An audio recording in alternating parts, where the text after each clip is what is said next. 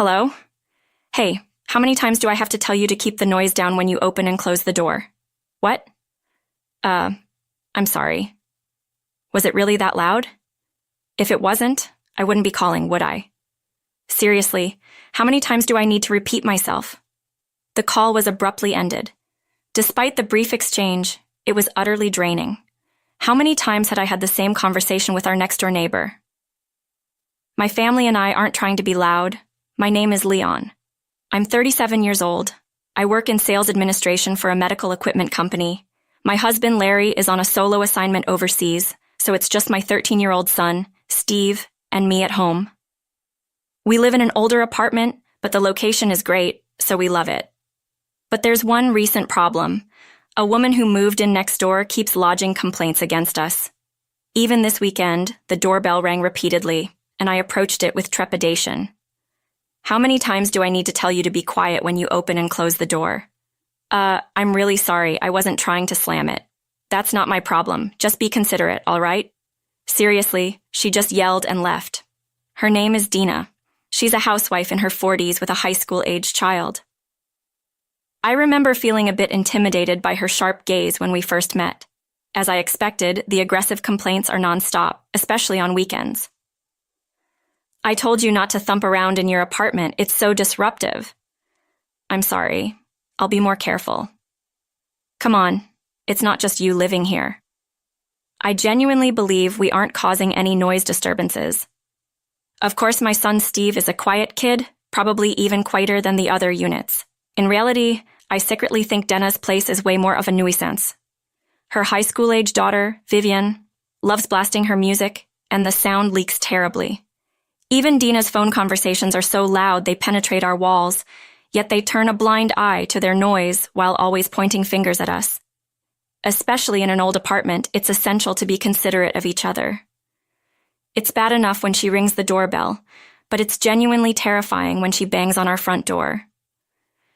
Your conversation is too loud. Please lower your voice. Yes, I'll be careful. Sorry. You know my legs are bad. It's already a hassle just to come out here. I see, so don't make me come to your door every time. Just give me your cell phone number. Okay. From that day on, the complaints started coming over the phone. I deeply regretted giving out my number on impulse. No matter if it was a weekday or weekend, she didn't care. Turn down the TV. I can faintly hear it, and it's driving me crazy. Yes, sorry. Is this volume okay? Keep all the noises down to this level. Seriously. I heard from the landlord that Dina's husband is also working away from home. We're in a similar situation. We should get along better. But the complaints and demands from Dina just escalated. The vacuum is too noisy. What kind are you using? Replace it. I just got a new one last week. It's supposed to be quiet. It doesn't sound quiet. At least vacuum on Sunday mornings when I'm out shopping. With our relationship being like this, there's no way our kids would get along. One day when Steve sneaked back into the house, "What happened, Steve? You can't stay out here." "Yeah, I'm sorry. I lost my key." From what he told me, Vivian and her friends confronted him on his way home from school. They dragged him to a nearby park, making him play games he didn't want to. They took things from my pockets, threw my stuff around. Oh my God. As Steve recounted, tears welled up in his eyes. For the high schoolers, it might have been just a pastime, but for Steve, it must have felt like torture. When he realized he'd lost his keys, how devastated he must have felt. He probably searched the park over and over. He must have felt so alone and scared. I couldn't contain my anger. I rushed outside and furiously rang Dina's doorbell. When Dina appeared, her eyes were cloudy. She had already been drinking. "What's up? My kid told me they had a run-in with your Vivian." "Really? Kids will be kids, you know. Stop making a fuss about it." "I won't let this go, Dina. She doesn't bother my child again." She briskly closed the door after speaking her mind. I heard Dina shouting something, but I didn't want to hear it. From that point on, our relationship with Dina became even more strained. She began banging on our shared wall and tossing trash on our balcony.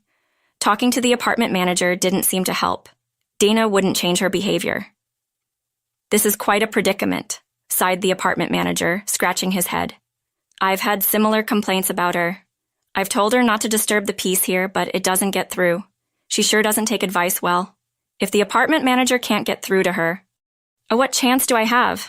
I guess her husband's away on business. Maybe she's just lonely, the manager pondered.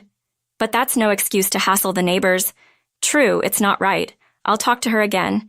Is she so lonely with her partner away that she's resorting to making complaints and drowning her sorrows in alcohol? If that's the case, it's genuinely heartbreaking, but I can't fathom dealing with stress in such a way. Yet, Dana's complaints continued relentlessly. Even when we thought we were quiet, she'd always find something to nitpick.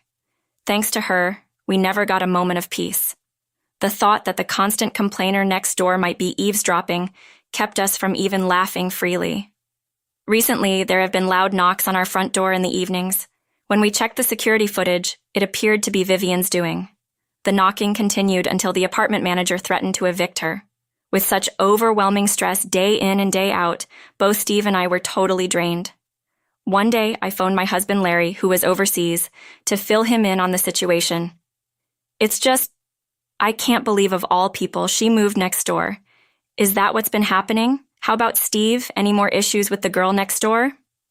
I think it's better now, probably thanks to the apartment manager laying down the law.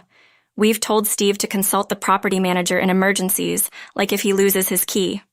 I felt guilty burdening Larry with this while he was on a work trip abroad, being he might worry even more, but I had to share my feelings.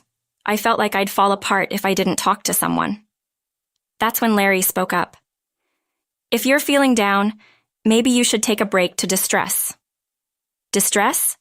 My business trip will be over soon, right? Work's been easing up.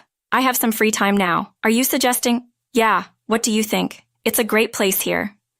A few days after that conversation, my cell phone rang. It was from Dana. I wondered what was going on and answered, "Hey, how many times do I have to tell you the noise from the kids is too loud? Do something about it." What? Kids? Yes, think about the neighbors. Fix this now. Dina sounded slurred, probably drunk. She kept shouting without really hearing me. Trying to calm her down and get her to focus was a challenge. Please listen. I'm currently abroad with my child. What? I'll hang up for a moment and contact the apartment manager. Panicking. Imagining the worst. My hands trembled as I operated my phone. Fortunately, the apartment manager answered right away. Hello? Oh yes, it's about apartment 302. Yes, that's right. Maybe the apartment manager had noticed something odd about my place, almost at the same time I did. He found it strange that the lights were on even though I was supposed to be on a trip. He assured me he'd call back once he figured things out. About 30 minutes later, the news from the apartment manager was pretty much as I feared. The apartment was swarming with police officers, and we had no choice but to return home immediately. When my child and I arrived back at the apartment, both the apartment manager and Dina were there to greet us. Dina looked utterly defeated. I'm so sorry for what my daughter did. Right. It was Vivian and her friends who had broken into our apartments and created chaos while we were away. After Steve had been harassed by Vivian and her crew, he realized he lost his key. Turns out, Vivian had stealthily taken the key from Steve's belongings. Sometime after that, Vivian got winded that we'd be away from our apartment for a long time. She might have overheard my conversation with the apartment manager. Seeing us leave for our trip, she and her friends seized the opportunity to sneak in.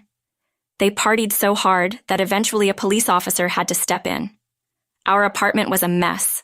Vases and mirrors were shattered, wallpaper torn, and graffiti was everywhere.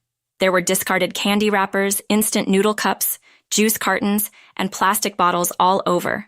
The police officer had instructed that everything be left as it was until we returned. Seeing the state of the apartment, forgiveness wasn't an easy option. Regardless of it being a child's mischief, there were clear boundaries crossed. I'm so sorry, I'll help clean up. Thank you, I'll pitch in too. We immediately began tidying up. Apart from essential communication, I hardly spoke to Dina. I wasn't the kind to get chummy after such an incident. She sensed that and focused solely on cleaning. After a while, the parents of the other kids who had trespassed, along with Vivian, arrived. Each one of them apologized profusely. I accepted their apologies sincerely. A police officer arrived around the same time and updated us on the details.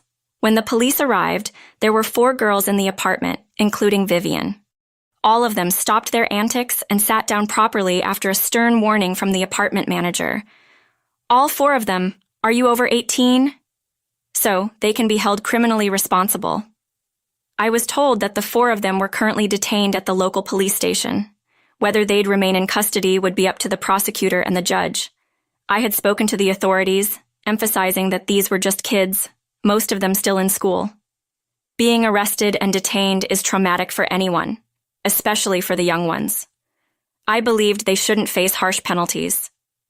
The discussion shifted towards settling things outside the courtroom.